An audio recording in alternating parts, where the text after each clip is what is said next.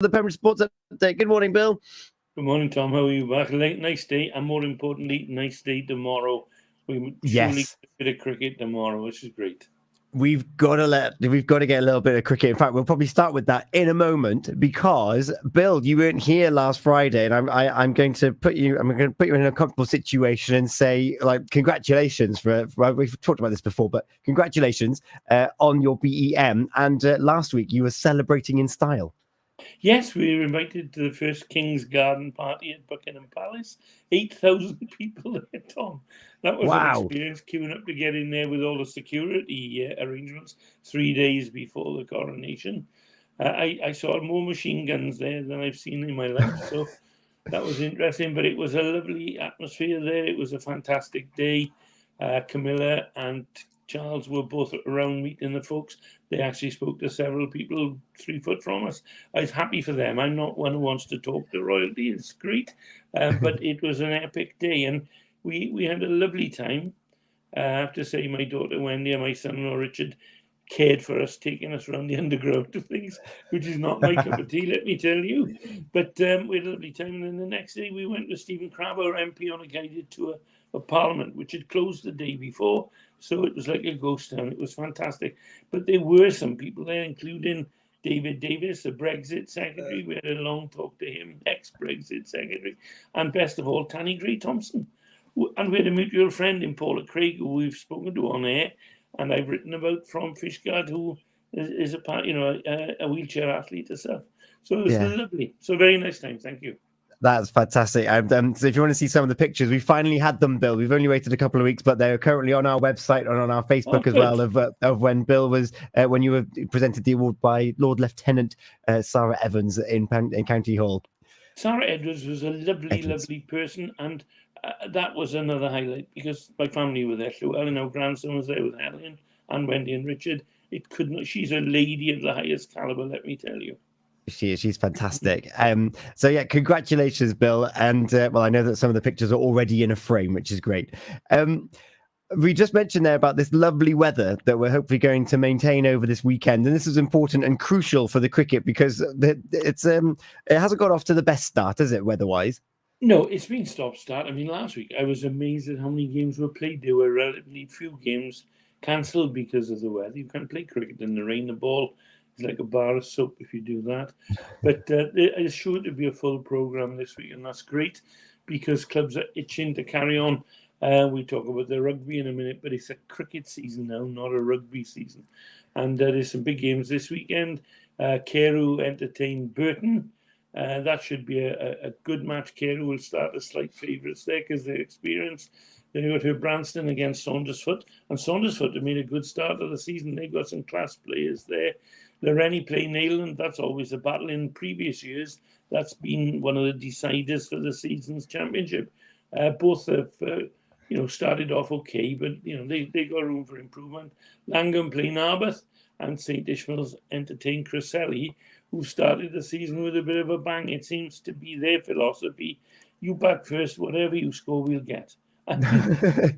They've got the batsman, and that's bearing in mind Dan Sutton has been playing this year. Their batting lineup is extraordinary, really, and everyone out to score, but score quickly. And quickly in the second division, Cresselly seconds at home to Kilgetty, who haven't played a game, Tom. This is the fourth week of the season. They still haven't played a game. 3 games cancelled. The second game is Hook against Johnson, sort of quite the local derby. Johnson haven't played a game yet.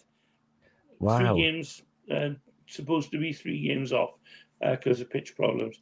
Llanryan versus Haverfordwest. That'll be an interesting game. Mr. Watson will be having his weather eye on that. If he's in the seconds, he might even be playing there. Clecrid at home to Pembroke Dock. Clecrid have got some big hitters as well. The Dock are a good, solid side. Got relegated, would want to bounce back. And last but not least, Whitland entertain Carew seconds. So there's 6 divisions, Tom. All will be playing tomorrow. There'll be a great deal of excitement. There's nothing like that feeling. You get up on a Saturday morning, you know where you're going to play, and it's a beautiful day, and you think, yes. I still had that thrill when I was 58 last season I finished. Because for me then, it was thinking, crikey, we're getting towards the end. Yes, I'm going to play. So, you know, what I also love is that for those players involved, 6 divisions is amazing. That there's so many people that have the opportunity to play cricket, albeit some of them haven't yet. But there's nothing quite like driving around. You know, on a sunny day, it's just nice to go for a drive, isn't it? And to go through all these local villages and these towns, there's nothing quite like seeing a game of cricket in full flow, is there? And there's something amazing how many villages have teams. And what's nice, because there are so many divisions, you've got people, real old fogies who are playing, who are 70, still playing cricket and enjoying it in the lower divisions. And then there are youngsters, like there's a young fella for Branston this year, for example, called Charlie Welsh. He is 13. His mum is delighted because I know Joe well and a dad as well, but he's playing for Branston firsts. And you look at that at 13 years of age. And then you look at, there's another young fella there who scored a 50 last week for Branston. And you look at that and you think, crikey, Moses, where do they get this talent from? Yeah. So it's fantastic to see, you know. It is fantastic, and as you say, it spans all generations, all ages, but also gender as well. Albeit it's got off to a bit of a stop. Well, it hasn't started yet. The ladies' cricket was also watered out, but it's that's also a very exciting season ahead for them. Yeah, there's still a couple of ladies who are playing, so a couple of young girls who are playing Pembrokeshire cricket. It's not a men's only game. They play in that, and they're enjoying that. And good luck to them. And may they continue and grow in number. I mean, one who will be playing tomorrow will be Sam Rossiter, who runs the Ladies' League. And she's been in hook seconds for 20 years and has a string of 50s to her name. And she was disappointed this week because there was huge excitement around the county because the ladies' game was getting underway. What happens? It poured down on Tuesday. They were all off. But they'll be back next week, and Sam will make sure we'll have all the results and the best performances ready for next Friday, Tom. Yeah, and you'll be able to read all of them at pembrokeshiresport.co.uk. And it's probably too early, other than Criselli's big hitters and being excellent chasers, because some teams haven't even played yet. It's probably too early to call who's going to be competing for the top of these divisions. It's a fair thing to say that almost anybody can beat anybody in the divisions. But you do have some sides that already they're going to feature. Criselli will be there or thereabouts. Nayland lost last week. They won't be very pleased about that. But they and Carew are teams with experience. If you said to me, pick a team this year that might cause a few surprises, it could be Saundersfoot, because they've got some very talented young players with some canny old hands as well. So all to play for in the cricket world, let me tell you. Yeah, and I've just mentioned there that comment about spanning all many different generations, and there's someone who the cricketing fraternity had to say bye to, who's played in many decades. Brian Griffiths. There's been an outpouring of love for him. I'm speaking at his funeral today at 4:00 in Burton Church, Tom, and I would only say to people, if you're going to go early, because there'll be a huge crowd there. Look, whenever anyone passes away, we always say a gentleman of sport. Everybody thought he was a brilliant guy. It's the sort of thing you have to say. Sometimes they're not quite as brilliant as as we led people to believe. But in general, good. But Brian Griffiths is a special bloke. He played in 7 decades. He was lucky because I think he started in 59 and finished in 71 when he had his last game, and he played 1 game in a season, 2021 rather. But if you look at it, he played all that time. He coached the ladies. He umpired the ladies. He umpired the seconds, thirds, fourths. He was in charge of the youth team there for a long time, and groundsman. And he was, I can't tell you what a lovely bloke he was, Tom. I counted him as a great friend, and I'm very sad to be speaking this afternoon about him, because he's going to be sorely missed. If you remember last year, he was chosen quite deservedly to have the Chairman's Award for special achievement in the Pembrokeshire Sports Awards. And the response there, people knew about him. He wasn't well man at all then. Fantastic. My heart goes out to Jean and to the boys then, Phil and Rob and Mark, and 11 grandchildren and 2 great-grandchildren. Very sad. But he had a full life. He did. And if you want to hear more tributes to Brian, the Pure Sports show with Ethan Evans and Morris last Monday featured insights from, well, around the boundary, in your case, Bill, and with some of his teammates and committee members. So you can listen back to that at purewestradio.com. And all the best, like sending our regards to all the family and everyone in the cricketing world in Pembrokeshire for this afternoon. You mentioned, Bill, just a moment ago that it's definitely a cricketing season now, and that the rugby's been affected. That's an understatement, but it's still going ahead. And the only division where you will count on every game being played at the moment, if this involving Pembrokeshire teams, is the Championship. And Narberth are playing at Tata Steel this weekend. It's their last but one game. Tata are bottom, they haven't won a game. Narberth beat them 43-0 at home, so you'd have to fancy Narberth's chances. But next week, talking about a crazy situation, the Narberth are going to be home to Trebanos, I think, in their last game. And on the adjoining field, just slightly higher level in terms of terrain, will be Narberth Cricket playing their 5th game of the cricket season.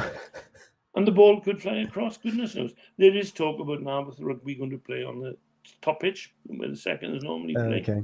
And that makes a bit of sense, I suppose. But it's up to clubs to negotiate that. But it's crazy that this overlap, it used to be but a week. The Senior Cup final in football was always in the start of a cricket season. But now, it's going on and blinking on, ad nauseum, really. And the local football finished last night, of course, when Hakin made their last game of a mammoth season to the Swansea, what's it called? Swansea? Swansea.com. Right? It's the Vetchfield as far as I'm concerned. That's how old I am. But they were playing Penland last night. Gordon Thomas and I went up for that. And, in fact, no, we'll come to football in just a moment. But they did go up and they played last night. Bill, you were there, but we're going to stick with rugby. I'm just looking at some of these midweek features, Bill. There's a lot of 20-0s. What a coincidence, Bill, that all these results should be the same. Listen, I'm sorry to say I've been very critical of the Welsh Rugby Union this year, but it goes on. I mean, if you look now, at the start of the season, if clubs didn't fulfil their fixtures, they were fined, I think, £200 or £250. Wow. Which meant that if you were paying for a bus from, say, Langham to Aberaeron, that saved £350 because the buses cost £600. And for clubs to travel this time of the year is too much in midweek. They can't do it.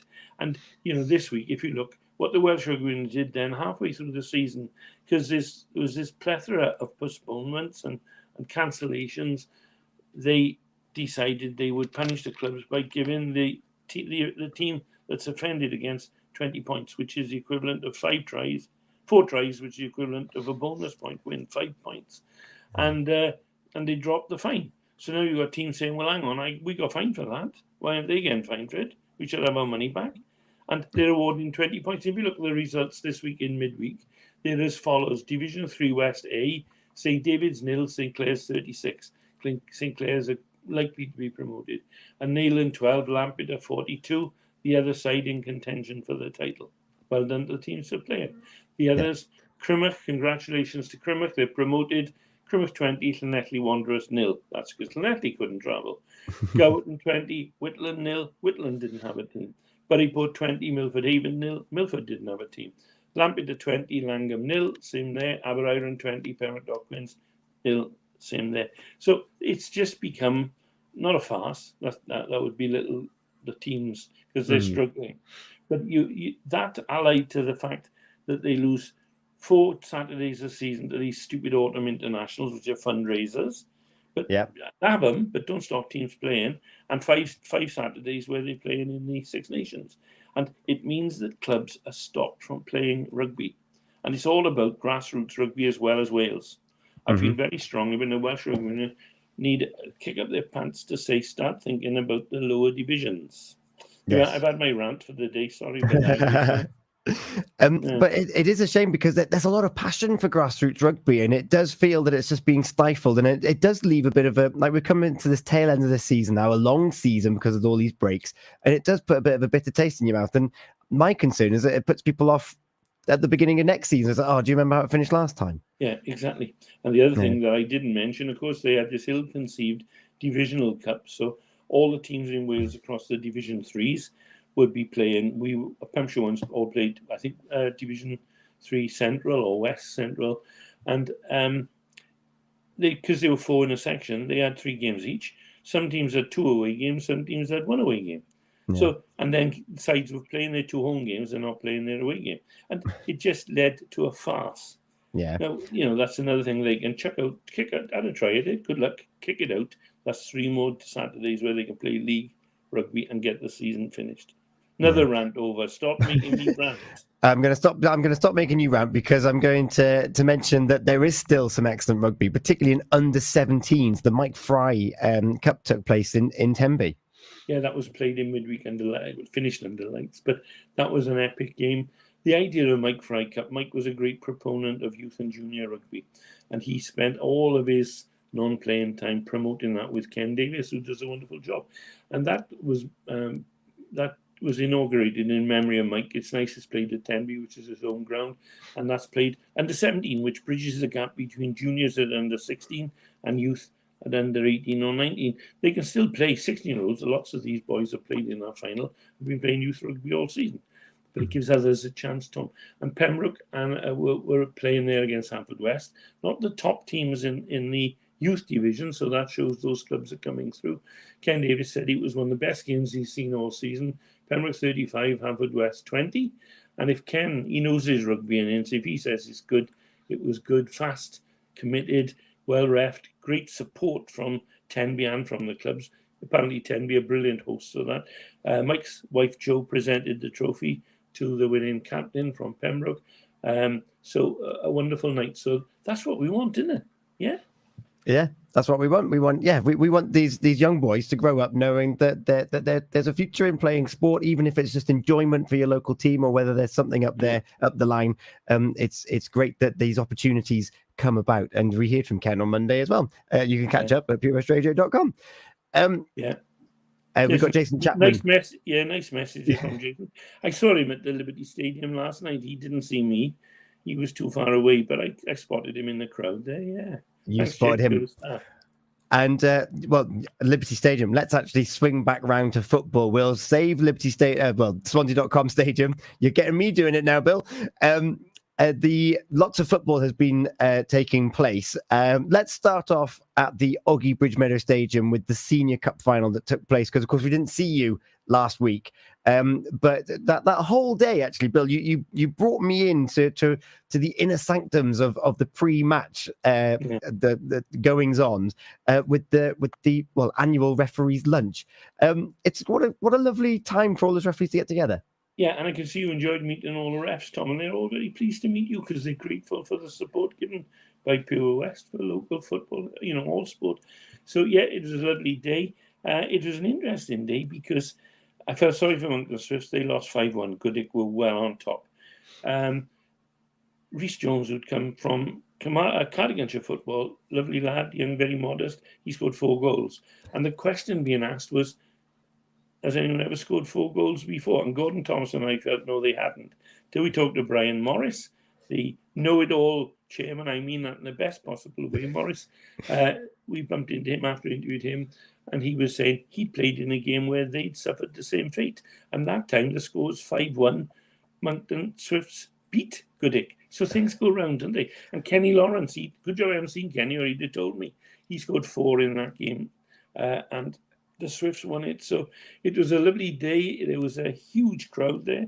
Good humoured, good football, brilliantly refed by Sean Jenkins. Well done, Sean. And a day to remember. And it was lovely to have you. And perhaps you could confirm on air that we did not, Bill Carne and Gordon Thomas did not have a free lunch. We paid. I can confirm that Bill Carne, Gordon Thomas and myself did not have a free lunch. It was paid. That's right. The only one who had a free lunch, and that was not me or Gordon. There was me. Thank you so much. It was delicious, well looked after as well. And as you say, so good to see the referees, because of course, as a player or a part of a club, you see the one referee on that Saturday, and then you might see them, a couple of weeks later. But you forget that it's a brotherhood of referees, and you mentioned that they've got these monthly meetings. The quiz was very funny because they actually bring up real life situations that they have there as well before making their way over to the Ogie Bridge Motor Stadium, and it was really nice to get to see the humans behind the Rhino shirt, as it were. It's a lovely occasion. It's a lovely occasion. Sticking with the Ogie Bridge Meadow before we get to Senior Cup final, admittedly their games have been away, but travelling support there having in abundance, taking it down to penalties. But Haverfordwest are one game away from Europe, Bill. Yeah, Zach Jones, the hero, the penalty-saving goalkeeper. He had a fantastic performance before the penalties, and Elliot Duggan scored the vital last penalty to take them through against the Met, who were favourites to win that with home advantage and higher league placing. Now, I think there's 362 the last time I looked. Haverfordwest supporters are now going up. It's free entry. They have to register, and people can do that if they want to give the Bluebirds a shout this Saturday. It's great to see the hoil that's about it. Haverfordwest, they don't put a damper on it. They played Newtown twice in the league before the conference and Premiership was set up, and they lost 3-2 at home and 2-0 away, but they were mightily close games. So Tony Pennock will be going up there, drumming it into his players. We can win this and we can go to Europe. And Tom, we got to say congratulations to Tony. I spoke to him in the week. I phoned him. He was in Hull. Speaks to me, no problem at all. Said he'd come on the show, and won the manager of the month as well. So richly deserved, Tony. Well done. I'm sorry that I won't be there to watch that because of the cricket, but my heart will be there watching on the old whatever the app is, seeing how they're getting on. Yeah, it's a fantastic story, and fingers crossed, and all the luck in the world to the team and to all the fans travelling up to Newtown for that Saturday kickoff. Europe is one game away, and well, thanks for that phone call with you, Bill. I believe that we've got Tony on Monday evening on the Pure Sports Show with Ian Evans and Morris.